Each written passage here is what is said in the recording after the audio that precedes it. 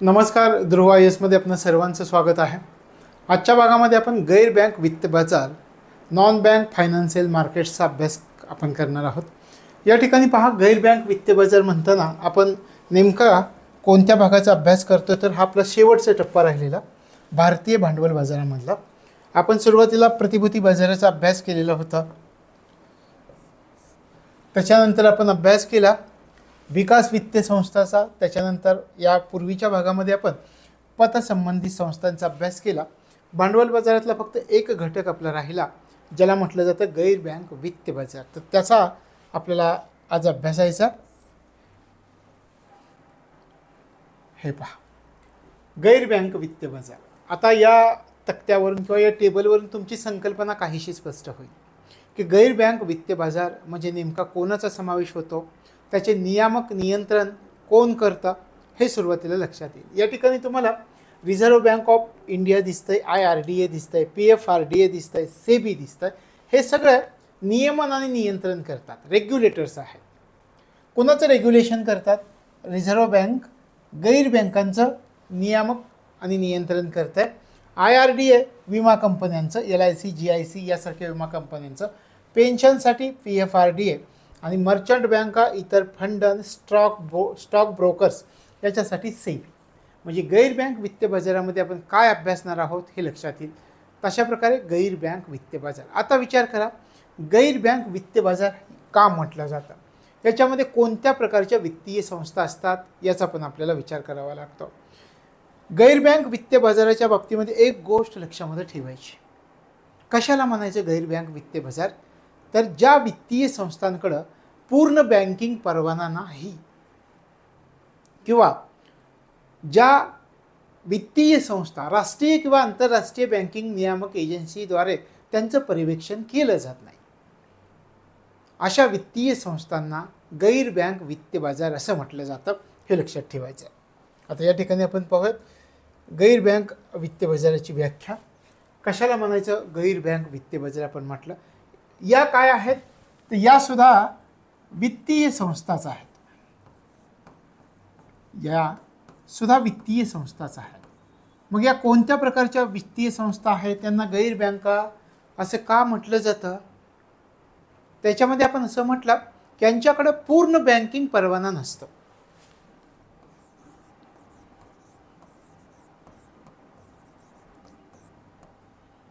पूर्ण बँकिंग परवाना नसणे, त्यांच्याकडे पूर्ण बँकिंग परवाना नसतो. शिवाय आपण असंही म्हटलं, हे तर नसतंच, शिवाय राष्ट्रीय आणि आंतरराष्ट्रीय पातळीवरती पण आपण विचार केला की राष्ट्रीय आणि आंतरराष्ट्रीय बँकिंग नियामक एजन्सी जी आहे ती यांचं पर्यवेक्षण करत नाही. तशा प्रकारच्या वित्तीय संस्थांना आपण काय म्हणायचं आहे? गैर बँक वित्त बाजार. हे लक्षामध्ये ठेवायचं. मग आपण अभ्यासलं की गैर बँक वित्त बाजार कोणकोणते आहेत त्याचा आपण अभ्यास केला की या ठिकाणी या गैर बँकांचं नियमन आणि नियंत्रण RBI करेल. त्यानंतर IRDA अंतर्गत येणाऱ्या काही विमा कंपन्या आहेत, LIC, GIC सारख्या, PFRDA मार्फत येणारे पेन्शन, त्यानंतर सेबी अंतर्गत येणाऱ्या मर्चंट बँका, इतर फंड आणि स्टॉक ब्रोकर्स, या सगळ्यांच्या संकल्पना आपल्याला समजावून घ्याव्या लागतात. आता गैर बँक संकल्पना करताना आणखी एक आपण पाहूयात. गैर बँक संकल्पनेमध्ये आपण म्हटलं LICचाही समावेश होता.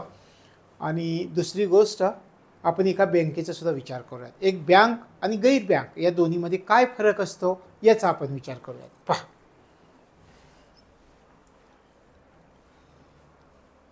या ठिकाणी आपण थोडंसं फरक केलं.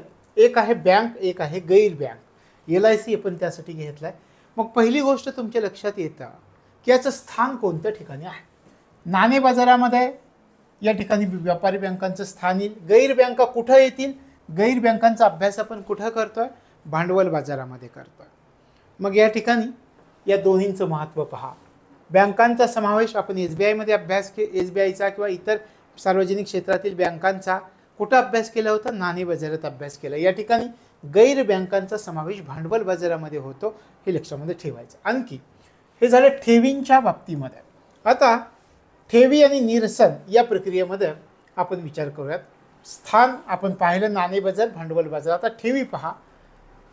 स्टेट बँक ऑफ इंडिया जर असेल तर तिला कोणत्या प्रकारच्या ठेवी स्वीकारता येतात? मागणी ठेवी आणि मुदत ठेवी. दोन्ही स्वीकारता येतात आणि ह्या ज्या ठेवी आपण ठेवलेल्या आहेत त्या परत कधीही काढता येतात. पण या ठिकाणी या गैर बँकेचा जर आपण विचार केला तर गैर बँकेमध्ये आपल्याला दिसून येतं की मागणी ठेवी स्वीकारता येत नाही आहेत. फक्त कोणत्या ठेवी? फक्त मुदत ठेवी स्वीकारता येतात. आपण या ठिकाणी काय म्हटलेलं होतं की या ठिकाणी ज्या ठेवी आपण ठेवल्यात तर त्या केव्हाही काढता येतात आणि या ठिकाणी मात्र तुम्ही ज्या ठेवी ठेवलेल्या आहेत त्या मुदत संपल्याशिवाय काढता येत नाही आहेत. म्हणजे उदाहरणार्थ LICमध्ये तुम्ही 10 वर्षाची पॉलिसी केली तर 10 वर्षांनीच ती पॉलिसी काढता येते. म्हणजे या ठिकाणी या ठेवी कधीही काढता येतात, पण या ठिकाणी ज्या मुदत ठेवी स्वीकारल्या जातात 5 वर्षाच्या मुदतीसाठी, 10 वर्षाच्या, 15 वर्षाच्या, 20 वर्षाच्या, 21 वर्षाच्या, अशा प्रकारे 30 वर्षापर्यंत जास्त काळाच्या मुदत ठेवी या ठिकाणी आपण ठेवू शकतो. पण त्या मुदत ठेवीमध्ये नाही काढता येणार. कधी काढता येतील तर तुम्हाला तर त्याची मुदत जी आहे ती संपल्याशिवाय काढता येत नाही. या ठिकाणी कधीही काढता येतात. तशा प्रकारे दोन्हीतला फरक तुम्हाला दिसतो या बँकेमधला आणि गैर बँकेमधला. त्याच्यानंतर ठेवी आणि निरसन कार्य कसं आहे पहा. आता या ठिकाणी आपण पाहतो की आपण चेक देतो आणि चेकमार्फत लोकांची देणी देतो. तर ही देणी देण्याचं काम शिवाय निरसन यंत्रणेचा भाग हे बँका पार पाडू शकतात. म्हणजे थोडक्यात आपण जर विचार केला तर स्टेट बँकेचा जर विचार केला तर स्टेट बँक स्वतःच्या नावानं चेक देऊ शकतो. कारण आपण समजा माझं खातं स्टेट बँक ऑफ इंडियामध्ये आहे, तुमचं खातं बँक ऑफ इंडियामध्ये आहे, तर तुम्हाला जर मी पैसे देणं असेल तर मी काय करेल, तुम्हाला 1 लाखाचा समजा मी चेक दिला, माझा चेक स्टेट बँक ऑफ इंडियाचा आहे, मग तुम्ही तुमच्या बँक ऑफ इंडियामध्ये टाकाल. तर अशा प्रकारची सुविधा ही बँकांना उपलब्ध असते. म्हणून आपण काय म्हणतो देणी आणि निरसन यंत्रणेचा भाग आहे. पण या ठिकाणी जर तुम्ही विचार केला तर या गैर बँकांचा या देणी आणि निरसन यंत्रणेचा भाग दिसून येत नाहीत. कारण तुम्ही असं कुठे पाहिलं आहे का की LICनं तुम्हाला त्यांच्या नावाचा चेक दिला आहे. स्वतःचा चेक LIC देऊ शकत नाही.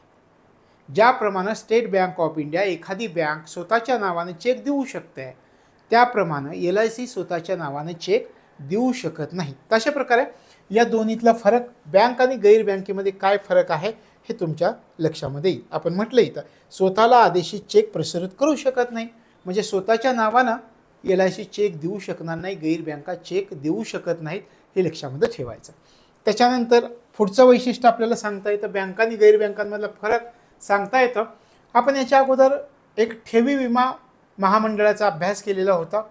आता पहा या ठिकाणी आपण काय म्हटलेलं होतं 5 लाख पर्यंतच्या ठेवींचा विमा काढलेला असतो. म्हणजे बँकेमध्ये जर आपण काही पैसे ठेवलेले असतील आणि समजा जर ती बँक बुडाली तर कमीत कमी 5 लाख रुपये आपल्याला परत मिळतात. म्हणजे बँकेमध्ये जेवढे आपण पैसे ठेवतो ते 5 लाख रुपयापर्यंतच्या ठेवींचा विमा काढलेला असतो. मग आपण DICGCचा पण अभ्यास केलेला होता की यांच्यामार्फत हे पैसे सुरक्षित असतात. 5 लाख रुपयापर्यंतचा आपल्याला विमा काढता येतो. पण गैर बँकांचा जर तुम्ही विचार केला तर गैर बँकांमध्ये तुम्ही ज्या ठेवी ठेवलेल्या आहेत त्या ठेवी या DICGCच्या कक्षेमध्ये येत नाहीत. त्याच्यामुळे काय होतं गैर बँकांमध्ये जे ठेवी असतात त्या ठेवींना विमा संरक्षण प्राप्त होत नाही. लक्षात आलं. बँका आणि गैर बँकांमधला फरक हा फरक महत्त्वाचा ठरतो. त्याच्यानंतर कार्यांच्या बाबतीमध्ये सुद्धा आपल्याला फरक आढळून येईल. पहा कोणकोणती कार्य असतात बँकांची कार्य आणि गैर बँकांची कार्य. आता यांची कार्य पाहूयात आपण. बँकेची ठेवी स्वीकारणे, आपण पाहतो ग्राहकांची देणी भागवणे, म्हणजे आपण चेक दिला की मग बँक तुमचे पैसे दुसऱ्याच्या खात्यामध्ये ट्रान्सफर करू शकते, म्हणजे देणी भागवते. त्याच्यानंतर कर्ज देते, वेगवेगळ्या क्षेत्रांना कर्ज देत असते. त्यानंतर बँकिंग सेवा वाढीस लावण्यासाठी प्रयत्न करते. त्यानंतर लोकांपर्यंत बँक सेवा पोहोचवण्यासाठी प्रयत्न करते. आज जर तुम्ही पाहिलं तर अगदी बँकेचे कर्मचारी तुमच्या घरी येऊन बँकेचं अकाउंट ओपन करतात. तशा प्रकारे लोकांपर्यंत बँक सेवा पोहोचवणे, बँकिंग सेवा वाढीस लावणं ह्या बँकेची कार्य आपल्याला दिसून येतात. पण गैर बँकिंगचा जर तुम्ही विचार केला तर गैर बँकिंगमध्ये मुदत ठेवी स्वीकारल्या जातात. पहिली गोष्ट कर्ज देऊ शकतात, भांडवल निर्मिती करू शकतात आणि गुंतवणूक करू शकतात. तर ही दोन्हींमधील कार्यामधील फरक आहे. अशा प्रकारे या ठिकाणी आपल्याला लक्षामध्ये ठेवायचं की बँक आणि गैर बँक याच्यामधला फरक आपल्याला आढळून येतो की बँकांना कोणत्या फॅसिलिटीज असतात आणि गैर बँक कोणत्या पद्धतीनं कार्य करू शकते. पुन्हा एकदा आपण रिव्हिजन करूयात. बँका आणि गैर बँकांमधील फरक पाहताना आपण गैर बँकांचा अभ्यास करताना दोन्हीतला फरक पाहण्याचा थोडासा या ठिकाणी विचार केला की एक बँक आहे, एक गैर बँक आहे, मग दोन्हीमध्ये काय फरक असू शकेल याचा विचार आपण केला. आपण या ठिकाणी बँकेच्या बाबतीत म्हणतात यांना मागणी ठेवी, मुदत ठेवी दोन्हीही स्वीकारता येतात. मागणी ठेवी म्हणजे काय? मागता क्षणीच परत केल्या जाणाऱ्या ठेवी म्हणजे मागणी ठेवी. आणि मुदत ठेवी पण बँका स्वीकारतात. कारण आपण बँकेमध्ये जर गेलो तर 5 लाख रुपयाचं डिपॉझिट, ज्याच्या त्याच्या परीनं 10, 15 लाख, 1 लाख असे डिपॉझिट्स लोक करतात आणि त्याच्यामार्फत व्याज मिळवतात. म्हणजे त्याचा अर्थ असा होतो की बँका ज्या असतात दोन्ही प्रकारच्या मागता क्षणीच परत करता येणाऱ्या ठेवींचाही समावेश होतो आणि मुदत ठेवींचाही स्वीकारल्या जातात. पण या ठिकाणी गैर बँका या मागणी ठेवी स्वीकारत नाहीत. मागणी ठेवी स्वीकारता येत नाहीत तर फक्त कुठल्या मुदत ठेवी स्वीकारता येतात. आणि त्या पण मुदत ठेवी आपण म्हटलं जेवढ्या कालावधीसाठी तुम्ही त्या ठेवलेल्या आहेत तो कालावधी संपल्यानंतरच त्या ठेवी करता येतात. आणि LICमध्ये तुम्ही 10 वर्षाची 15 वर्षाची जर पॉलिसी केली तर तेवढी पॉलिसी पूर्ण झाल्यावरच तुम्हाला पैसे प्राप्त होतात. तशा प्रकारे हे आपण पाहिलं. त्यानंतर आपण म्हटलं की बँका ज्या असतात त्या स्वतःच्या नावानं चेक देऊ शकतात आणि तो चेक चालतो बाजारामध्ये. पण LIC स्वतःच्या नावानं चेक देऊ शकेल का? नाही देऊ शकणार. तो चेक बाजारामध्ये चालणार नाही. म्हणजे थोडक्यात काय, ह्या देणी आणि निरसन यंत्रणेचा भाग असतात आणि रिझर्व्ह बँकेच्या, आणि गैर बँका मात्र देणी आणि निरसन यंत्रणेचा भाग नसतात. हे लक्षामध्ये ठेवायचं आहे. त्याच्यानंतर आपण पाहिलं की ठेवी विमा. आता बँकेमध्ये जर तुम्ही ठेवी ठेवलेल्या असतील तर 5 लाखपर्यंतच्या ठेवींचा विमा काढलेला असतो. म्हणजे तुमची ती बँक जरी बुडाली तर 5 लाख रुपये तरी कमीत कमी माघारी मिळतात. त्यासाठी एका महामंडळाची स्थापना करण्यात आलेली. त्या महामंडळ आपण म्हणतो DICGC. तशा प्रकारे हे महामंडळ 5 लाख रुपयापर्यंतच्या ठेवींचा विमा काढतं आणि बँका या ठेवींचा विमा या महामंडळाकडून काढतं. म्हणजे 5 लाख रुपये आपले सुरक्षित असतात. पण या ठिकाणी तुम्ही गैर बँकांमध्ये जर विचार केला तर हे DICGCच्या कक्षेमध्ये गैर बँका येत नाही आहेत. मग या ठेवींना विमा संरक्षण मिळत नाही आहे. हे लक्षात ठेवायचं. या दोन्हीतला फरक. आणि कार्यांच्या बाबतीमध्ये आपण म्हटलं ठेवी स्वीकारू शकतात, ग्राहकांची देणी भागवतात, लोकांना कर्ज देतात, बँकिंग सवय वाढीस लागावी यासाठी प्रयत्न करतात आणि लोकांपर्यंत बँक सेवा पोहोचवण्यासाठी प्रयत्न करतात. आणि ही आहेत LIC किंवा गैर बँकेची कार्य. मुदत ठेवी स्वीकारतात, कर्ज देतात, भांडवल निर्मिती करतात आणि गुंतवणूक करत असतात. अशा प्रकारचे, कारण गुंतवणूक करतात LIC का करताय? कारण LICकडे हप्त्यांच्या स्वरूपामध्ये मोठ्या प्रमाणामध्ये रक्कम जमा होत्या. मग त्या रकमेवर लोकांना व्याज द्यावं लागतं किंवा एक ठराविक त्यांची मुदत संपली की तेवढे पैसे त्यांना परत द्यावे लागतात. मग हे पैसे LICला गुंतवावे लागतात आणि त्याच्यातून जास्त उत्पन्न मिळवलं जातं LICकडून. आणि मग ते त्याच्यातून येणारं जे उत्पन्न आहे त्या उत्पन्नामधून लोकांच्या ज्या काही ठेवींच्या मुदत संपल्यानंतर त्यांच्या ठेवी त्यांना परत केल्या जातात. तशा प्रकारे या दोन्हींचे कार्य लक्षात ठेवायचं. म्हणजे तुमच्या लक्षात येईल बँका म्हणजे काय, गैर बँक आहे. म्हणजे गैर बँकांचा जर आपण विचार केला आणि बँकांचा जर विचार केला तर हा आपल्याला फरक लक्षामध्ये ठेवावा लागतो. आता वित्त बाजारातील गैर बँका. आणखी एक प्रश्न तुमच्या मनामध्ये असा असेल की कोणकोणत्या गैर बँका असतात?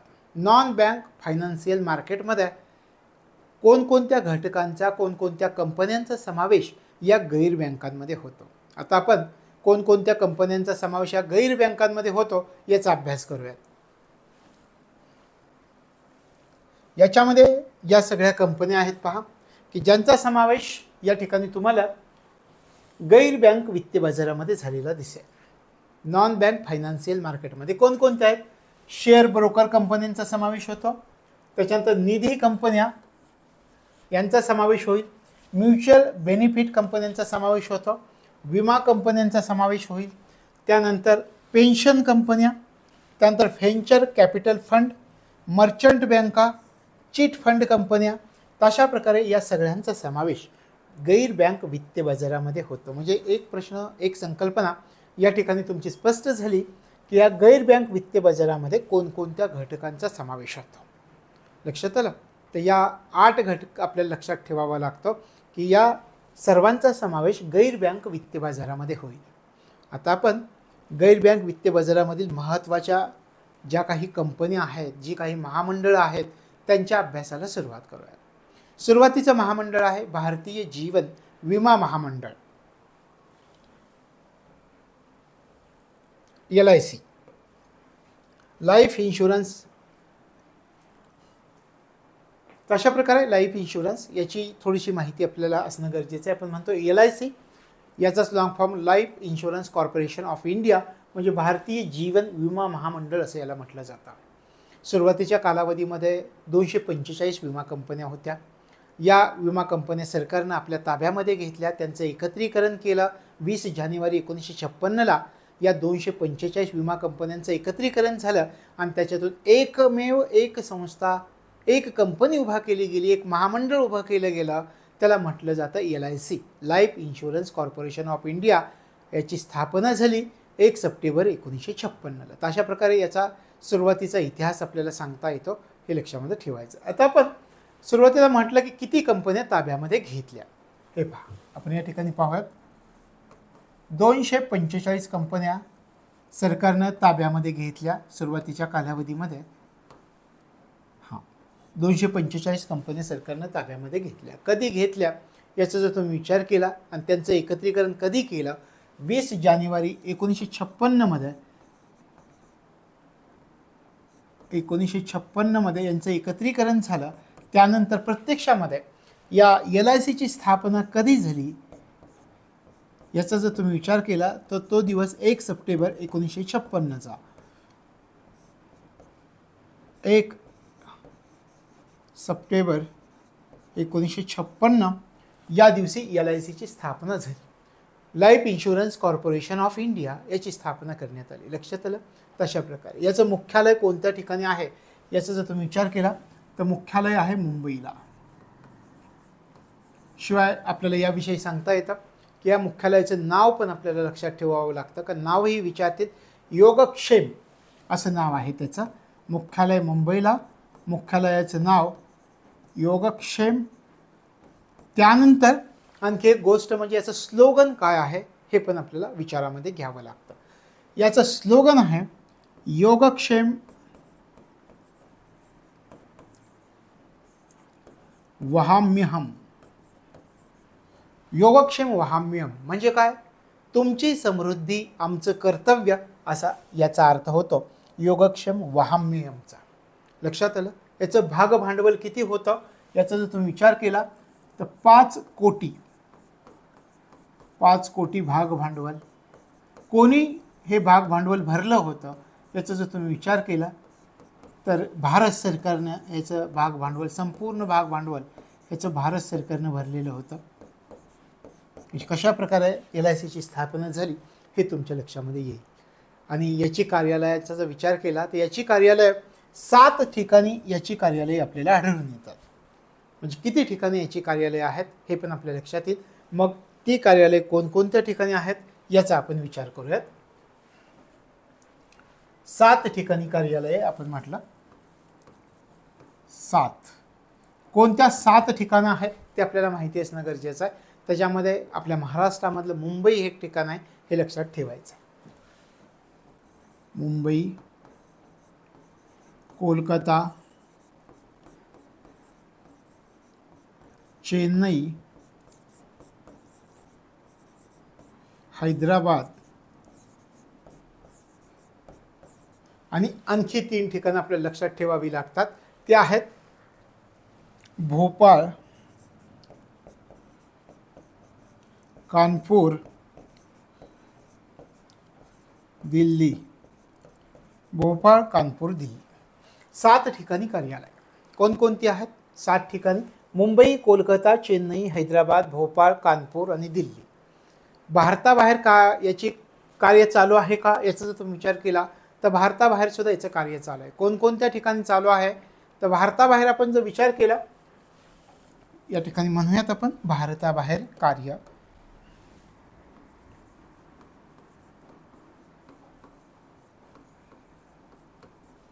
भारताबाहेर कार्य कोणकोणत्या ठिकाणी आहे? फिजी बेटा आहे पहा, फिजी बेटे इंग्लंडला आहे,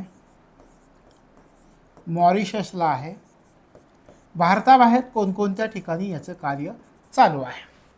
7 कार्यालय मुंबई, कोलकाता, चेन्नई, हैदराबाद, भोपाळ, कानपूर, दिल्ली.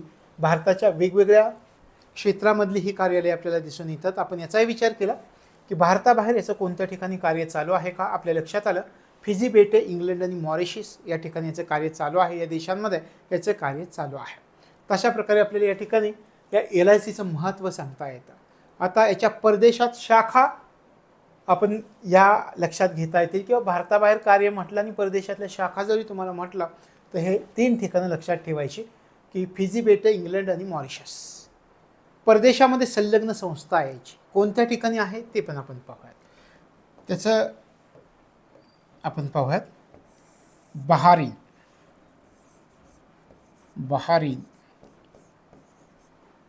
हे काय आहे? बहारीनमध्ये परदेशामध्ये संलग्न संस्था, या ठिकाणी LICची संलग्न संस्था आहे.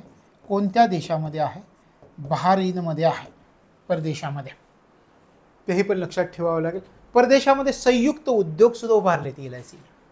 कोणकोणत्या ठिकाणी उभारलेत ते आपण पाहूयात.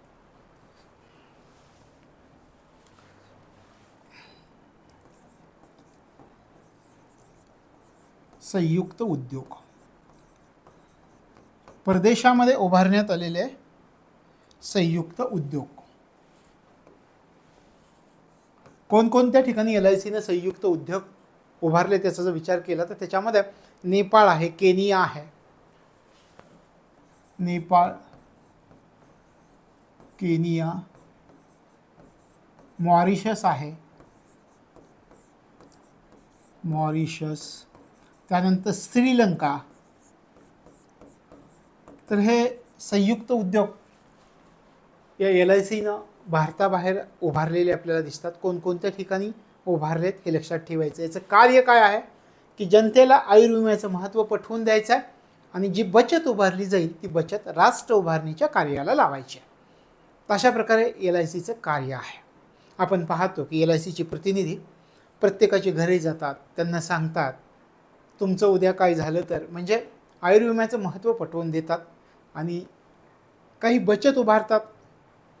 आणि तुम्ही जर विचार केला तर संपूर्ण भारतातून लोक जे हप्ते भरतात त्याच्यातून मोठ्या प्रमाणामध्ये यांच्याकडे भांडवल उभं राहतं आणि त्या बचतीमधून राष्ट्र उभारणीचं काम या LICकडून केलं जातं. हे लक्षामध्ये ठेवायचं आहे.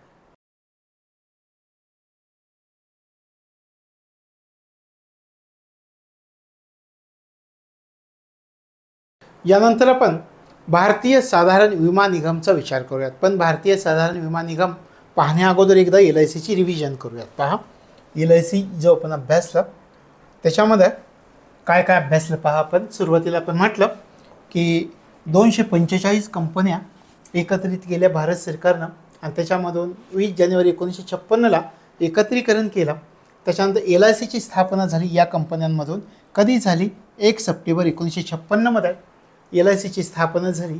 त्यानंतर मुख्यालय मुंबईला, या ठिकाणी मुख्यालयाचं नाव योगक्षेम आहे. या ठिकाणी स्लोगन काय आहे? योगक्षेम वहाम्यहम हे त्याचं स्लोगन आहे. म्हणजे तुमची समृद्धी आमचं कर्तव्य असं त्याचा अर्थ होतो. त्यानंतर भाग भांडवल 5 कोटी आहे.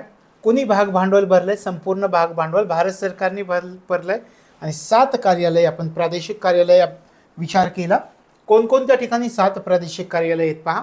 मुंबई, कोलकाता, चेन्नई, हैदराबाद, भोपाळ, कानपूर आणि दिल्ली या ठिकाणी 7 प्रादेशिक कार्यालय आपल्याला दिसून येतात.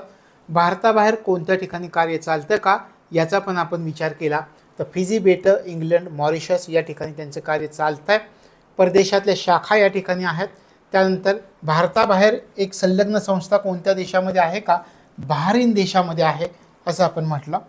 त्यानंतर संयुक्त उद्योग कोणत्या देशांमध्ये उभारलेत याचाही आपण विचार केला तर संयुक्त उद्योग नेपाळ, केनिया, मॉरिशस आणि श्रीलंका या देशांमध्ये उभारलेले आपल्याला दिसून येतात. याचप्रमाणे LIC प्रमाणे भारतीय साधारण विमा निगम GIC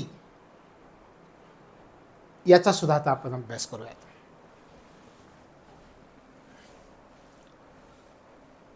भारतीय साधारण विमा निगम याचं पहा या ठिकाणी तुम्हाला दिसतंय स्लोगन काय आहे, आपत्काले रक्षिष्यामि, संकटाच्या कालावधीमध्ये तुमचं रक्षण करण्यासाठी. तर या ठिकाणी आपत्काले रक्षिष्यामि हे याचं स्लोगन आपल्याला त्या ठिकाणी, आणि त्याचं चिन्ह, त्याचं जे आपण पाहतो प्रत्येकाचा एक लोगो असतो, तो लोगो या ठिकाणी तुम्हाला दिसतो आहे भारतीय साधारण विमा निगम. याला GIC री असं म्हणतात.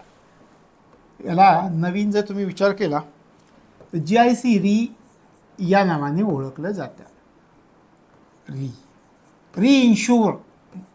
इन्शुरन्स करणारी म्हणून आपण त्याला म्हणतो GIC री, भारतीय साधारण विमा निगम. आता विचार केला भारतीय साधारण विमा निगमचा कधी सुरुवात झाली, तर ब्रिटिशांच्या कालावधीमध्ये या भारतीय साधारण विमा निगमची सुरुवात झालेली आपल्याला आढळून येते.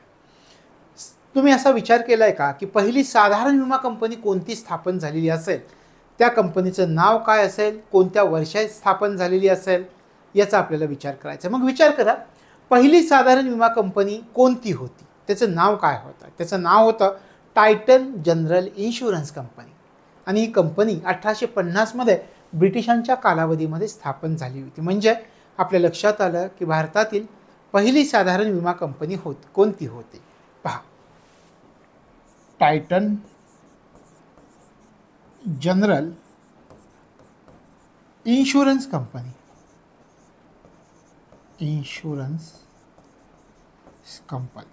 कधी स्थापन झाली होती ही कंपनी? 1850 मध्ये या कंपनीची स्थापना ब्रिटिशांच्या कालावधीमध्ये झालेली होती. म्हणजे पहिला प्रश्न आपल्याला सापडला की बाबा अशा प्रकारची कधी साधारण विमा महामंडळाची सुरुवातीच्या काळात कोणती विमा कंपनी स्थापन झाली होती का?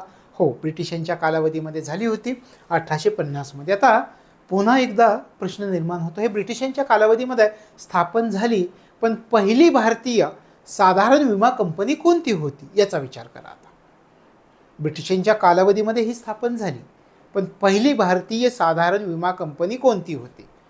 त्याला म्हटलं जातं इंडियन मर्कंटाईल इन्शुरन्स कंपनी. आपण म्हणूयात पहिली भारतीय साधारण कंपनी ही ब्रिटिशांच्या कालावधीमध्ये स्थापन झाली होती, जी आता आपण 1850 मध्ये पाहिली. पण पहिली भारतीय साधारण विमा कंपनी कोणती होती? तर इंडियन मर्कंटाईल इन्शुरन्स कंपनी होती. इंडियन मर्कंटाईल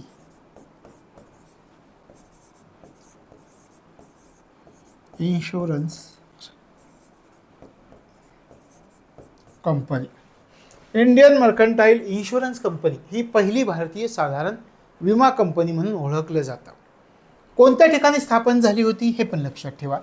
आपल्याला जर कधी विचारलं तर अशा प्रकारची पहिली भारतीय साधारण विमा कंपनी कोणत्या ठिकाणी स्थापन झाली होती, तर मुंबई या ठिकाणी स्थापन झाली होती. तर अशा प्रकारे दोन गोष्टी तुमच्या लक्षात आल्या की सुरुवातीच्या कालावधीमध्ये ब्रिटिशांच्या कालावधीपासून अशा प्रकारची साधारण विमा कंपनी व्हायला सुरुवात झाली आहे, आणि ब्रिटिशांच्या काळात जी स्थापन झाली पहिली ती 1850 मध्ये टायटन जनरल इन्शुरन्स कंपनी असं तिचं नाव होतं. पण पहिली भारतीय साधारण कंपनी याला इंडियन मर्कंटाईल इन्शुरन्स कंपनी म्हणतात, मुंबईला स्थापन झालेली होती. आणि भारतामध्ये साधारण विमा व्यवसायाचा कायदा कधी झाला याचा जर तुम्ही विचार केला तर 1972 मध्ये. याच्याविषयी कायदा कधी झाला आपण म्हणूयात कायदा, याचा कायदा आहे 1972 भारतीय साधारण विमा निगम कायदा, भारतीय साधारण विमा व्यवसाय कायदा किंवा साधारण विमा व्यवसाय कायदा किती सालचा आहे? तर साधारण विमा व्यवसाय कायदा 1972 सालचा आहे. कायद्याचं नाव मी तुम्हाला सांगितलं. आता हे झालं सुरुवातीच्या कालावधीमध्ये एक स्ट्रक्चर ब्रिटिशांच्या काळातलं, आणि त्याच्या पुढे भारतामध्ये विकसित होत असलेली व्यवस्था. कायदा पण झाला 1972 मध्ये.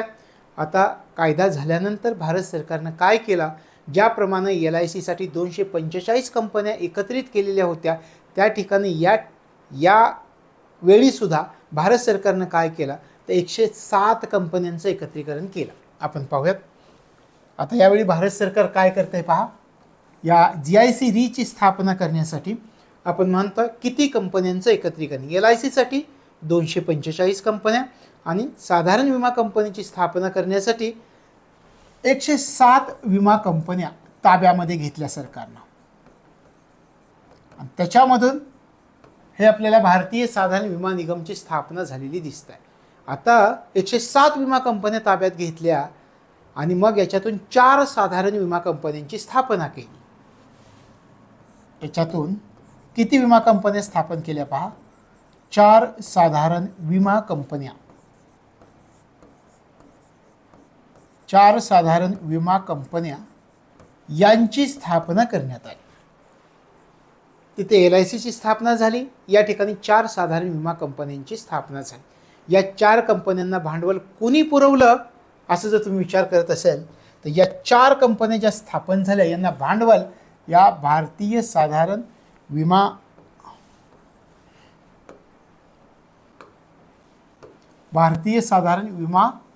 निगमकडून पुरवण्यात आलं. भांडवल पुरवणारे भांडवल 4 साधारण विमा कंपन्या स्थापन करण्यात आल्या आणि त्याला भांडवल कोण पुरवेल, भारतीय साधारण विमा निगमकडून भांडवल पुरवलं गेलं. आणि भारतीय साधारण विमा महामंडळाची स्थापना कधी झाली याचा तुम्ही विचार केला, एक्झॅक्ट 22 नोव्हेंबर 1972 मध्ये स्थापना, कायदा 1972चा मी तुम्हाला सांगितलं होतं. तर स्थापना 22 नोव्हेंबर 1972. पूर्ण भाग भांडवल याचं भारत सरकारचं आहे, भारत सरकारनं दिला. याचे मुख्यालय कोणत्या ठिकाणी आहे याचा जर तुम्ही विचार केला तर याचं मुख्यालय आहे मुंबईला. याच्या मुख्यालयाचं नाव काय आहे, सुरक्षा नाव आहे, सुरक्षा. याचं स्लोगन काय आहे, आपत्काले रक्षिष्यामि. या ठिकाणी आपण घेऊयात याचं स्लोगन काय आहे,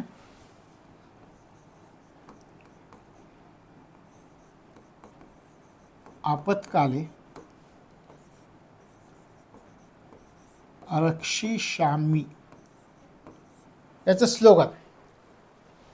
तशा प्रकारे हे मुख्यालय मुंबईला, मुख्यालयाचं नाव सुरक्षा आणि याचं स्लोगन आपत्काले रक्षिष्यामि. आता याचं ध्येय काय आहे, लक्ष्य काय आहे त्याचा जर तुम्ही विचार केला तर जागतिक स्तरावर साधारण पुनर्विमा जो पुरवला जातो ती साधारण पुनर्विमा पुरवणारी आणि जोखीम उपाय पुरवणारी एक अग्रगण्य संस्था स्वतःला बनवायचं आहे, हे या संस्थेचं ध्येय आहे. लक्षात आलं, एक अग्रगण्य संस्था जगामध्ये बनायचं आहे. कोणत्या कशासाठी बनायचं आहे तर साधारण पुनर्विमा पुरवणं आणि रिस्क याच्यावरती उपाय सुचवणारी, जोखीम म्हणजे रिस्क, जोखीम उपाय पुरवणारी एक अग्रगण्य संस्था जागतिक स्तरावरती बनायचं आहे. तशा प्रकारे ध्येय या भारतीय साधारण विमा निगमचं आहे. लक्षात आलं. आता तुम्ही विचार कराल की 107 विमा कंपन्यांचं एकत्रीकरण करून 4 साधारण विमा कंपन्यांची स्थापना करण्यात आली असं तुम्ही म्हणताय, तर त्या 4 साधारण विमा कंपन्या कोणत्या आहेत याचा सुद्धा आपल्याला विचार करावा लागतो. तर त्या 4 साधारण विमा कंपन्या आहेत, या आहेत पहा, National Insurance Company Limited Calcutta, New India Assurance Company Limited Mumbai, Oriental India Insurance Company Limited Delhi आणि United India Insurance Company Limited Chennai. या ठिकाणी तुम्हाला या कंपन्या आणि त्यांची स्थानं यांच्या जोड्यांमध्ये सुद्धा प्रश्न विचारला जाईल. लक्षात आलं. 4 साधारण विमा कंपन्या, 107 विमा कंपन्यांचं एकत्रीकरण केलं, त्यातून 4 साधारण विमा कंपन्यांची स्थापना केली. त्या 4 साधारण विमा कंपन्या कोणत्या आहेत हे तुम्हाला रोजच्या व्यावहारिक जीवनामध्ये दिसून येतं. तर national Insurance Company Limited Calcutta, तुमच्याकडे गाडी असेल किंवा तुम्हाला घराचा इन्शुरन्स करायचा असेल तर तुम्ही अशा ठिकाणी करू शकता. New India Insurance Company Limited Mumbai आहे, Oriental India Insurance Company Limited Delhi आहे, United India Insurance Company Limited Chennai आहे. तशा प्रकारे 4 साधारण विमा महामंडळ कोणत्या ठिकाणी आहेत हे लक्षामध्ये ठेवायचं आहे. या 4 संस्थांची स्थापना केली गेलेली आहे. आता विचार करा, या 4 कंपन्यांना पुनर्विमा करण्याचं काम कुणाकडे दिलं गेलेलं असेल, यांचं पुनर्विमा कोणाकडून, हे विमा काढतात लोकांचा, पण यांचा पुनर्विमा करण्याचं काम कोणाकडे आहे त्याला आपण म्हणतो GIC री, भारतीय साधारण विमा निगम, याला GIC री असं म्हणतात. लक्षात आलं. री म्हणजे काय, री इन्शुअर, पुनर्विमा करणारी भारतीय साधारण विमा निगम, या निगमकडून, या कंपनीकडून या चारही कंपन्यांचा पुनर्विमा केला जाईल. लक्षात आलं. आता आपण या ठिकाणी पूर्वी JIC म्हटलं जायचं, आता याला JIC री इन्शुरर झालेली, ती पुनर्विमा काढणारी झालेली आहे. म्हणजे साधारण विमा पुरवणाऱ्या ज्या संस्था आहेत, त्या 4 कंपन्या आहेत, त्या संस्थांसाठी पुनर्विमा कोणामार्फत केला जातो, तर पुनर्विमा केला जाईल JIC री म्हणजे भारतीय साधारण विमा निगमकडून. लक्षात आलं. म्हणजे या 4ही कंपन्यांच्या वर असणारी ही कंपनी भारतीय साधारण विमा निगम, या 4ही कंपन्यांचा पुनर्विमा देणार, 4ही कंपन्यांना पुनर्विमा देणारी किंवा ती सुविधा देणारी कंपनी भारतीय साधारण विमा निगम किंवा JIC री, हे लक्षामध्ये ठेवायचं आहे. लक्षात आलं. तर अशा प्रकारे या ठिकाणी आपल्याला लक्षात घेता येतं. हे झालं आपलं भारतीय साधारण विमा निगमबद्दल. आता याची माहिती तुम्हाला लक्षात आली असेल. पुढचा भाग घेण्या अगोदर आपण थोडीशी रिव्हिजन करूयात भारतीय साधारण विमा निगमची. या ठिकाणी पहा, JIC री ब्रिटिशांच्या काळात एक कंपनी स्थापन झाली असं आपण म्हटलं. तिचं नाव होतं टायटन जनरल इन्शुरन्स कंपनी. 1850 मध्ये स्थापन झाली होती. त्याच्यानंतर पहिली भारतीय साधारण कंपनी कोणती स्थापन झाली याचा आपण विचार केला. त्याला आपण म्हटलं Indian Mercantile Insurance company, Mumbai या ठिकाणी स्थापन झाली होती. त्याच्यानंतर आपण विचार केला की 107 विमा कंपन्यांचं एकत्रीकरण झालं. त्या 107 विमा कंपन्यांमधून 4 साधारण विमा कंपन्यांची रचना करण्यात आली. त्याचं मुख्यालय मुंबईला बनवण्यात आलं, या भारतीय साधारण विमा निगमचं मुख्यालय. त्यानंतर मुख्यालयाचं नाव कोणतं आहे, सुरक्षा आहे, आणि त्याचं स्लोगन आपत्काले रक्षे शाम्य, संकटाच्या काळात तुमचं रक्षण करणारी, नावच आहे मुख्यालयाचं सुरक्षा. आता या 4 साधारण विमा कंपन्या कोणत्या आहेत त्याचा आपण विचार केला. त्याच्यामध्ये आपण विचार केला की या 4 साधारण विमा कंपन्या नॅशनल इन्शुरन्स कंपनी लिमिटेड कलकत्त्याला आहे, New India Assurance Company Limited मुंबईला आहे, Oriental India Insurance Company Limited Delhi, आणि United India Insurance Company Limited चेन्नईला आहे. या 4 कंपन्या. तशा प्रकारे आपण 2 संकल्पना अभ्यासल्या. आता आपण मूळ आपल्या तक्त्यामध्ये येऊन पाहूयात आपला किती अभ्यास झाला आहे ते. या ठिकाणी पहा, याच्यामध्ये गैर बँका म्हणजे काय हे आपण समजावून घेतलं. बँका आणि गैर बँकांमधला फरक आपण पाहिला, कोणत्या प्रकारे त्यांचं कार्य चालतं हे समजावून घेतलं. त्यानंतर IRDA अंतर्गत येणाऱ्या विमा कंपन्या LIC JIC यांचा आपण अभ्यास केला. आता आपण या ठिकाणी PFRDA पेन्शन आणि या मर्चंट बँका, इतर फंड आणि स्टॉक ब्रोकर्स यांचा अभ्यास करतोय. मर्चंट बँका, इतर फंड आणि स्टॉक ब्रोकर्स. लक्षात आलं. तर आता आपल्याला काय अभ्यासायचं आहे, तर मर्चंट बँक संकल्पना काय आहे हे अभ्यासायचं आहे. आणि मर्चंट बँक संकल्पना अभ्यासताना आपल्याला व्यापारी बँकेचा पण अभ्यास करावा लागतो आणि मर्चंट बँकेचाही अभ्यास करावा लागतो, आणि दोन्हीतला फरक समजावून घ्यावा लागतो. आणि ज्यावेळी मर्चंट बँका आणि व्यापारी बँका यांच्यामधला फरक समजतो त्यावेळी मर्चंट बँका कोणत्या पद्धतीनं काम करतात हे आपल्या लक्षामध्ये येतं. मग आपण मर्चंट बँक संकल्पनेबद्दल विचार करायला सुरुवात करूयात.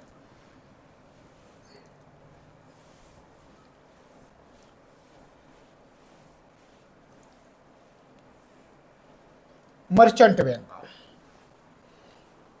आता या चित्रावरून बरंच काही कळतं, पण ज्यावेळी मी तुम्हाला सांगेल त्यावेळी तुमच्या ते लक्षात येईल. मर्चंट बँकेच्या बाबतीत मी तुम्हाला म्हणलं की साधारणपणे यांचं स्थान भांडवल बाजारामध्ये, आपण भांडवल बाजाराचाच अभ्यास करतात, आणि उद्योग संस्था यांचं लक्ष्यगट असतं. यांचा लक्ष्यगट कोण असतं, तर उद्योग संस्था असतात. हे उद्योग संस्थांना कर्ज वगैरे देत नाहीत, सल्ला देतात. मर्चंट बँका ह्या सल्ला देतात. आता व्यापारी बँकांचा तुम्ही विचार केला तर व्यापारी बँकांना ठेवीदार असतात, पण मर्चंट बँकांना कोणत्याही प्रकारे ठेवीदार नसतात. यांना ठेवीदार नसतात हे लक्षात ठेवायचं, ठेवीदार नसतात. त्याच्यानंतर आपल्याला आणखी काय सांगता येऊ शकेल, तर एक गोष्ट लक्षात ठेवायचं, व्यापारी बँकांचा तुम्ही विचार केला तर आपण पाहतो व्यक्तींना, उद्योगांना व्यापारी बँका कर्ज देतात. हे कर्ज वगैरे काही देत नाही, फक्त उद्योगांना कर्ज उभारणीला मदत करतात, कर्ज उभारणीसाठी मार्गदर्शन करतात, त्यांना सांगतात की कुठून कर्ज उभारायचं आहे. म्हणजे या ठिकाणी हे कर्ज देत नाहीत, तर काय करतात, कर्ज उभारणीस मदत करतात. कसं मदत करतात, मार्गदर्शन करतात, सांगतात की तुम्हाला कुठून कर्ज उभारता येईल हे सांगतात फक्त. आता फक्त यांच्या कार्याचा जर विचार केला तर यांचं कार्य उद्योग व्यवसायाशी केंद्रित असतं. उद्योग व्यवसाय, मर्चंट बँका उद्योग व्यवसायाशी यांचं कार्य केंद्रित असलेलं आपल्याला दिसतात. आणि यांचं उत्पन्न कुठलं असतं, आपण काय म्हटलं, कर्ज उभारणीला बँकांना संस्थांना मदत करतात, कुठून कर्ज मिळेल हे सांगतात आणि त्याच्या बदल्यामध्ये हे फी घेतात. म्हणजे यांचं उत्पन्न कोणतं, नफा कोणता, तर मार्गदर्शनाची फी. हे बँकांना जे सांगतात की कुठून कर्ज उभारायचं आहे ती मार्गदर्शन फी या मर्चंट बँका घेत असतात. अशा प्रकारे मर्चंट बँका कार्य पार पाडत असतात. पण मर्चंट बँकांच्या बाबतीत लक्षात ठेवायचं, रिस्क खूप असते, जास्त जोखीम असं आपल्याला म्हणता येईल, जास्त जोखीम हे आपल्याला या ठिकाणी सांगता येतं. आता आपण काय करूयात हे लक्षात आलं. याला मर्चंट बँका ज्यावेळी आपण म्हणतो तेव्हा मर्चंट बँका काय आहेत, तर यांना ठेवीदार वगैरे नसतात. मग कर्ज उभारणीसाठी मदत करतात, उद्योगांना सांगतात की तुम्हाला कुठून कर्ज उभारता येईल त्याविषयी मार्गदर्शन करतात आणि त्याच्या बदल्यामध्ये काय करतात, ते एक फी घेतात, मार्गदर्शन फी. हाच त्यांचा नफा असतो.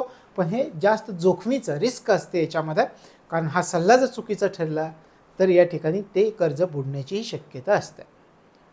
आता यांचं आपण म्हटलं की उद्योग व्यवस्थापन केंद्रित कार्य असतं. आता आपण काय करू की आणखी ही संकल्पना समजण्यासाठी व्यापारी बँक आणि मर्चंट बँक या दोन्हीतला फरक समजावून घेऊयात. हे पहा,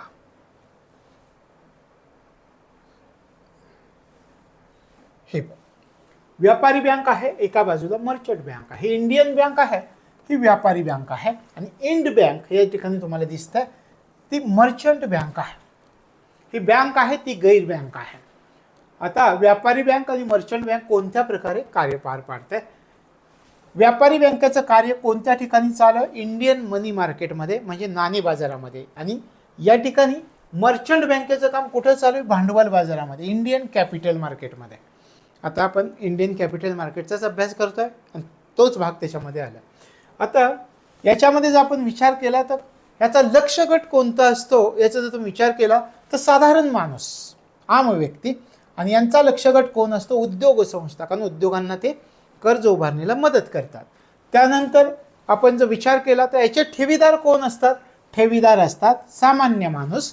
आणि या गैर बँकांमध्ये ठेवीदार नसतात, हे आपण सुरुवातीला पाहिले.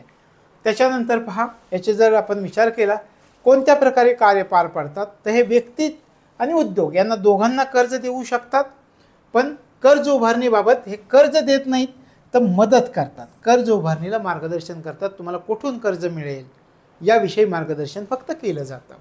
आणि आपण या ठिकाणी म्हणतो की यांचं कार्य बँक व्यवसायाशी केंद्रित असतं. यांचं कार्य कशाशी संबंधित असतं, मर्चंट बँकांचं उद्योग व्यवस्थापनाशी केंद्रित कार्य असतं. आपण म्हटलं की उद्योगांना सल्ला वगैरे देतात, तर उद्योग व्यवस्थापन कसं केलं जाईल याच्याशी केंद्रित कार्य हे या ठिकाणी मर्चंट बँकेचं असतं. यांचा नफा कोणता असतो, आपण पाहतो बँका कर्ज देतात आणि त्या कर्जामधून त्यांना व्याज मिळतं, हा बँकांचा नफा असतो. पण या ठिकाणी जर आपण या मर्चंट बँकेचा विचार केला तर हे काय करतात, उद्योगांना कर्ज उभारण्यासाठी मदत करतात, मार्गदर्शन करतात आणि त्या मदत आणि मार्गदर्शनाची फी हा यांचा नफा असतो. याच्यामध्ये खूप कमी रिस्क असते या व्यापारी बँकांच्या बाबतीमध्ये, पण याच्यामध्ये खूप जास्त रिस्क असते. तर अशा प्रकारे दोन्हीतला फरक तुम्ही जर अभ्यासला तर आपल्याला लगेच लक्षात येतं की मर्चंट बँक आणि व्यापारी बँक या दोन्हीमधला फरक काय आहे. मग या ठिकाणी आपण तेच अभ्यासलेलं होतं की उद्योग संस्थांशी केंद्रित असतात, ठेवीदार नसतात, कर्ज उभारणीला मदत करतात, उद्योग व्यवसायाशी केंद्रित असतात आणि मार्गदर्शनाची फी घेतात, हा त्यांचा नफा असतो. आणि याच्यामध्ये जास्त जोखीम असतं, हे असतात मर्चंट बँका. लक्षात आलं. आता आपण इतर फंडांचा विचार करणार आहोत. इतर फंड म्हणजे काय, आता इतर फंडांचा जर आपण विचार केला तर इतर फंडांच्या बाबतीत आपण काय म्हटलेलं होतं, कोणाच्या अंतर्गत किंवा कोणाच्या नियमन आणि नियंत्रणाअंतर्गत हे इतर फंड असतात, तर सेबीच्या अंतर्गत असतात. आपण या ठिकाणी सुरुवातीला तक्ता ही आपल्याला पाहता येईल, सेबी अंतर्गत येतात. इतर फंड यांच्यावर नियमन नियंत्रण कोणाचं असतं, तर सेबीचं असतं. लक्षात आलं. याच्यामध्ये 3 वर्ग पडतात. याच्यामध्ये 3 वर्ग असतात या इतर फंडमध्ये. कोणते 3 वर्ग असतात त्याच्यामध्ये व्हेंचर कॅपिटल फंड एक असतो. व्हेंचर कॅपिटल त्यानंतर प्रायव्हेट इक्विटी फंड हा असतो.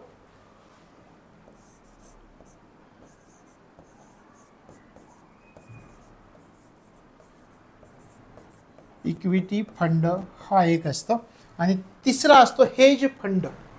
हेज फंड आता या तिन्हींचा आपल्याला अभ्यास करायचा. तर तुमच्या लक्षात आलं की इतर फंड सुरुवातीला कोणाच्या नियमनाखाली येतात, कोणाच्या नियंत्रणाखाली येतात, तर सेबीच्या. रेग्युलेटर सेबी आहे. आणि मग याचे इतर फंडाचे किती वर्ग पडतात हे आपण अभ्यासलं. 3 वर्ग पडतात. कोणते 3? Venture capital fund, private equity fund आणि हेज फंड, असे 3 आपल्याला वर्ग पडलेले दिसतात. आणि 3 वर्गांमध्ये काय फरक आहे हा आपल्याला अभ्यासावा लागतो. लक्षात आलं? तर आता आपण तो फरक अभ्यासूया. तुम्हाला हे 3ही फंड दिसत आहेत पहा. आता याची तुलना आपण करूयात. Venture capital fund, private equity fund आणि हेज फंड. उदाहरणार्थ पण तुम्हाला दिलेत. Venture capital fund SIDBI venture आहे. Private equity fund Kotak private equity fund आहे. Hedge fund radar. तर अशा प्रकारे आपल्याला या ठिकाणी सांगता येतं की हे 3 फंडांची उदाहरणं कोणकोणती आहेत हे लक्षात. लक्ष्यगट कोणता आहे? लक्ष्यगट जर आपण पाहिला या व्हेंचर कॅपिटल फंडाचा, तर लहान आणि स्टार्टअप उद्योग हा त्याचा लक्ष्यगट आहे. यांच्यासाठी कार्य करते व्हेंचर कॅपिटल फंड. लक्षात आलं? म्हणजे काय? स्टार्टअप उद्योगांना मदत करायची आणि मग त्या स्टार्टअप उद्योगामध्ये दीर्घकालीन गुंतवणूक करण्याचं काम हे व्हेंचर कॅपिटल फंड करतं. म्हणजे आपल्याला सांगता येते की व्हेंचर कॅपिटल फंडाचं लक्ष कोणतं आहे? तर लहान आणि स्टार्टअप उद्योग हे व्हेंचर कॅपिटल फंडाचं लक्ष आहे. आता आपण पाहूयात प्रायव्हेट इक्विटी फंडाचं लक्ष कोणतं आहे. त्याचं लक्ष आहे लहान आणि मोठे उद्योग. आणि या हेज फंडचं लक्ष लहान आणि मोठे उद्योग हे लक्ष आहे. म्हणजे आपण सुरुवातीला यांचा लक्ष्यगट कोणता आहे ते पाहिलं. लक्षात आलं? या लक्ष्यगटावर प्रश्न विचारले जातात म्हणून आपल्याला माहिती असणं गरजेचं आहे. व्हेंचर कॅपिटल फंड लक्ष्यगट लहान आणि स्टार्टअप उद्योग आणि कोटक या ठिकाणी प्रायव्हेट इक्विटी फंड आणि हेज फंड यांचा लक्ष्यगट आहे लहान आणि मोठे उद्योग. आता पहा कोणत्या साधनांचा वापर केला जातो. व्हेंचर कॅपिटल फंडमध्ये फक्त रोख्यांचा बॉन्डचा वापर केला जातो. प्रायव्हेट इक्विटी फंड म्हणजे शेअर्स आणि रोखे या दोन्ही साधनांचा वापर केला जातो. आणि या हेज फंडमध्ये शेअर्स, रोखे, वस्तू वायदे म्हणजे कमोडिटी मार्केट आणि चलन अशा फंडांचा वापर केला जातो. लक्षात आलं? तर हे लक्षामध्ये ठेवायचं कोणकोणत्या साधनांचा वापर केला जाईल कोणकोणत्या फंडांमध्ये. आता या ठिकाणी गुंतवणुकीचा जो उद्देश आहे प्रत्येकाचा, व्हेंचर कॅपिटल फंडचा, प्रायव्हेट इक्विटी फंडचा, हेज फंडचा, कोणकोणते गुंतवणुकीचे उद्देश आहेत ते आपण पाहूया. सुरुवातीला व्हेंचर कॅपिटल फंड याच्या गुंतवणुकीचा उद्देश कोणता? तर स्टार्टअप उद्योगांना मदत करायची आणि दीर्घकालीन गुंतवणूक करायची हा उद्देश आहे व्हेंचर कॅपिटल फंडचा. लक्षात आलं? आता आपण प्रायव्हेट इक्विटी फंडचा उद्देश कोणता आहे? वर्धनक्षम उद्योग जे आहेत ते दीर्घकालीन गुंतवणूक करायची. या ठिकाणी वाढू शकणारे, भविष्यात वाढू शकणारे जे उद्योग आहेत त्यांच्यामध्ये दीर्घकालीन गुंतवणूक करायची हा गुंतवणूक उद्देश असतो प्रायव्हेट इक्विटी फंडचा. आणि या ठिकाणी हेज फंड यांचा गुंतवणुकीचा उद्देश कोणता असतो? तर अल्पकालीन गुंतवणूक करून सट्टेबाजीतून नफा कमावणं, सट्टेबाजीतून नफा कमवण्याचा प्रयत्न करणं असा गुंतवणुकीचा उद्देश हेज फंडचा असतो. त्याच्यानंतर याचा लॉक इन पिरियड किती आहे? म्हणजे गुंतवणुकीचा कालावधी किती आहे? गुंतवणुकीचा कालावधी व्हेंचर कॅपिटल फंडचा 3 ते 10 वर्ष. त्यानंतर प्रायव्हेट इक्विटी फंडचा गुंतवणुकीचा कालावधी 3 ते 10 वर्ष आणि या हेज फंडचा गुंतवणुकीचा कालावधी नसतो. लक्षात आलं? आता या ठिकाणी पहा गुंतवणुकीचा कालावधी. गुंतवणूक कशी केली जाते ते आपण पाहूयात. व्हेंचर कॅपिटल फंडामध्ये जी गुंतवणूक केली जाते ती कमी ते मध्यम स्वरूपाची असते. या प्रायव्हेट इक्विटी फंडामध्ये जी गुंतवणूक होते ती जास्त असते आणि या हेज फंडामध्ये जी गुंतवणूक होते ती अति जास्त असते. लोकांना लगेच पैसा माघारी हवा असतो, पेशन्स नसणे, हेज फंड. त्याच्यानंतर सगळ्यात शेवटी रिस्क, जोखीम काय. याच्यामध्ये व्हेंचर कॅपिटल फंडमध्ये जी रिस्क असते ती मीडियम मध्यम असते. याच्यामध्ये प्रायव्हेट इक्विटी फंडमध्ये रिस्क म्हणजे जोखीम जास्त असते आणि या हेज फंडमध्ये रिस्क अति जास्त असते, व्हेरी हाय. तर अशा प्रकारे या ठिकाणी इतर फंडामध्ये या 3 फंडांचा समावेश होतो. हे तुमच्या लक्षामध्ये आलं. लक्षात आलं कोणकोणत्या. Venture capital fund, private equity fund, hedge fund. ह्याची उदाहरणं आपण घेतली. व्हेंचर कॅपिटल फंडचं उदाहरण सिडबी व्हेंचर हे आपण घेतलं. Private equity fund Kotak private हे उदाहरण घेतलं आणि हेज फंडासाठी रेडार हे आपण उदाहरण घेतलं. मग त्याच्यामध्ये आपण काय काय पाहिलं तर लक्ष्य गट पाहिले. हे लक्ष्य गट आपल्याला विचारतात. मग त्याच्याविषयी एक प्रश्न पण आपल्याला आलेला दिसतो UPSCला, तर तोही प्रश्न आपण अभ्यासणार आहोत. मग तुमच्या लक्षात येईल की या तिन्हीवरती प्रश्न विचारतात कसे. पहा, लहान आणि स्टार्टअप उद्योग हे व्हेंचर कॅपिटल फंडचा लक्ष्य गट आहे. प्रायव्हेट इक्विटी फंड आणि हेज फंडचे लक्ष्य गट लहान आणि मोठे उद्योग आहेत. साधनं कोणती वापरली जातात हे पण विचारलं जातं. याच्यामध्ये फक्त रोखे बॉन्ड्सचा वापर केला जातो. याच्यामध्ये शेअर्स आणि रोख्यांचा वापर प्रायव्हेट इक्विटी फंडामध्ये आणि हेज फंडामध्ये शेअर्स, रोखे, वस्तू, वायदे, चलन यांचा वापर केला जाईल. त्याच्यानंतर उद्देश, हे आपलं गुंतवणुकीचा उद्देश कोणता आहे तर स्टार्टअप उद्योगांना मदत करून दीर्घकालीन गुंतवणूक. कोणाला मदत करायची पहा, स्टार्टअप उद्योगांना. आणि कशी गुंतवणूक करायची आहे, दीर्घकालीन गुंतवणूक कशी करायची, दीर्घकालीन गुंतवणूक करायची आहे. त्यानंतर प्रायव्हेट इक्विटी फंडचा विचार करा. या ठिकाणी कोणते उद्योग आहेत त्याचा विचार करा. वर्धनक्षम उद्योग, एखादा IITचा स्टुडंट आहे तो बाहेर येऊन यशस्वी करू शकतो.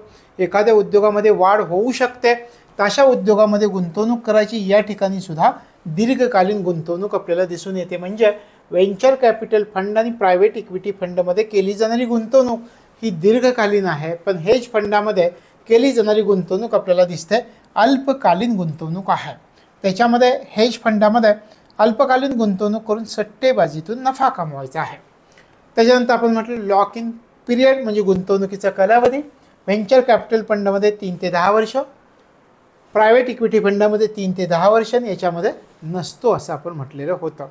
त्याच्यानंतर गुंतवणूक कशी केली जाते तर व्हेंचर कॅपिटल फंडमध्ये कमी ते मध्यम गुंतवणूक, प्रायव्हेट इक्विटी फंडमध्ये गुंतवणूक जास्त असते आणि हेज फंडमध्ये गुंतवणूक अति जास्त असते.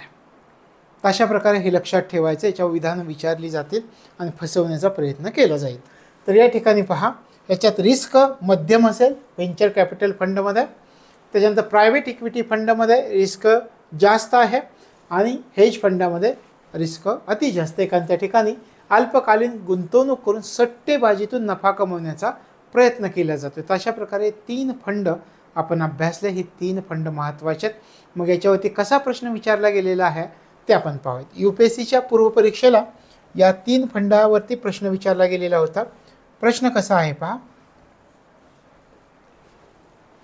व्हेंचर कॅपिटल म्हणजे काय. UPSC प्री 2014ला प्रश्न विचारला गेला होता. 4 विधानं दिलीत.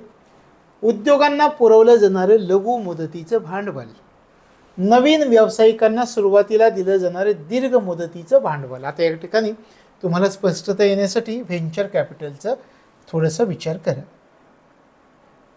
या ठिकाणी व्हेंचर कॅपिटलचा आपण विचार करूया. काय आहे, लहान व स्टार्टअप उद्योग, नवीन उद्योग आहेत. हे लहान आणि स्टार्टअप उद्योग हे कसे आहेत, नवीन उद्योग आहेत. स्टार्टअपमध्ये नवीन उद्योगांचा आपल्याला समावेश झालेला दिसतो. आता पहा प्रश्न, उद्योगांना पुरवलं जाणारे लघु मुदतीचं भांडवल पुरवलं जातं का नाही. आपण काय म्हटलं होतं, व्हेंचर कॅपिटलमध्ये दीर्घ मुदतीचं भांडवल पुरवलं जातं, विधान चुकलं. नवीन व्यावसायिकांना सुरुवातीला दिलं जाणारं कसं भांडवल आहे, दीर्घ मुदतीचं भांडवल आहे, हे आपल्या लक्षात आलं. तिसरं विधान पहा, तोट्यात असताना उद्योगांना दिला जाणारा निधी, हे आपण अभ्यासलंय का, नाही अभ्यासला. त्यानंतर उद्योगांना स्थलांतरितेसाठी व नाविन्यतेसाठी दिला जाणारा निधी, हे पण नाही आहे. हे कशासाठी आहे, तर दीर्घ मुदतीचं भांडवल नवीन व्यावसायिकांना दिलं जातं. तर अशा प्रकारे प्रश्न विचारले जातात, लक्षात ठेवायचं. आता आपण शेवटाने जाताना भारतीय वित्तीय बाजाराचे नियामक कोण कोण आहेत आणि त्यांची वैशिष्ट्य थोडक्यात अभ्यासूयात. जर जोड्यांच्या स्वरूपामध्ये आपल्याला प्रश्न विचारला तर आपल्याला माहिती असणं गरजेचं आहे. या ठिकाणी पहा,